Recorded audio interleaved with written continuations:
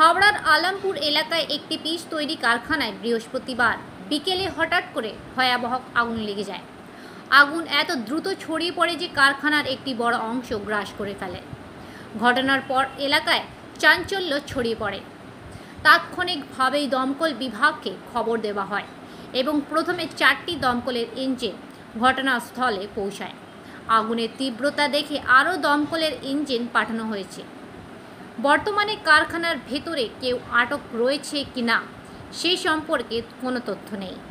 আগুন লাগার কারণ শর্ট সার্কিট বা পিচের উচ্চ তাপমাত্রা বলে মনে করা হচ্ছে, কিন্তু তা এখনও পুষ্টি হয়নি। আগুন নিয়ন্ত্রণে আনার জন্য চেষ্টা করছেন দমকল কর্মীরা। মোটামুটি কন্ট্রোলে আছে, আপনারাও দেখতে পাচ্ছেন। আর মানে এক্সট্রা ফায়ার ইঞ্জিন আসছে, খুব শীঘ্রই এটাকে আশা করি আমরা কন্ট্রোল হয়ে যাবে। আশেপাশে তো প্রচুর কারখানা আছে, আগুন কি ছড়িয়ে পড়ার সম্ভাবনা আছে স্যার?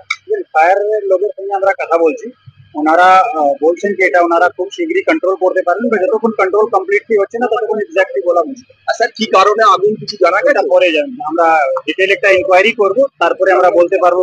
ফায়ার কন্ট্রোল মেজার্স ছিল কারখানাটা? ফায়ার কন্ট্রোল মেজার্স প্রাইমারিলি দেখা যাচ্ছে এখানে ছিল, বাট ওটা এখন কাজ করছে না। মানে আমাদেরকে ডিটেইল ইনকোয়ারি করে দেখতে হবে ওটা ফাংশনাল ছিল কি ছিল না। আচ্ছা, কোনো এফআইআর হবে? ডিটেইলস করে তারাও চেষ্টা করছে তাদের প্রজেক্টকে ফায়ার সেফটির মধ্যে দিয়ে বাঁচানোর জন্য। কিছু কিছু জায়গা তো আছে নেই, আমরা তাদের নোটিশ দিচ্ছি, তারা করছে এবং তাদের বিরুদ্ধে লিগালি অ্যাকশনও নেওয়া হচ্ছে। হ্যাঁ, নেওয়া হচ্ছে। এর আগে কি এখানে আগুন লেগেছিল? হ্যাঁ, এর আগে কি এই কোম্পানিতে আগুন লেগেছিল? তা তো বলতে পারবো না এখন, আগে দেখতে হবে, রেকর্ড দেখতে হবে। কতগুলো ইঞ্জিন কাজ করলে? আমরা 10টা ইঞ্জিন রেখেছিলাম, 6টা ইঞ্জিন চলে এসছে। কিভাবে কিছু জানতে পারবেন? সেটা তো এখনই বলা যাবে না, ওটা দেখতে হবে। আগুনটা পুরোপুরি নিভে যাক, তারপরে আমরা দেখছি ওদের সাথে কথা বলবো। এদের কি কোনো সামগ্রী ছিল? ফায়ার সিলিন্ডার কিছু ফায়ার সিলিন্ডার তো ছিলই। এখন এত পাইপ চলছে, পাইপ কোনটা কালো হয়ে গেছে সব, কোনটা জলের পাইপ, কোনটা এখন এদের ফোমের পাইপ বলা মুশকিল। জলের সোর্স কিছু পেয়েছিলেন?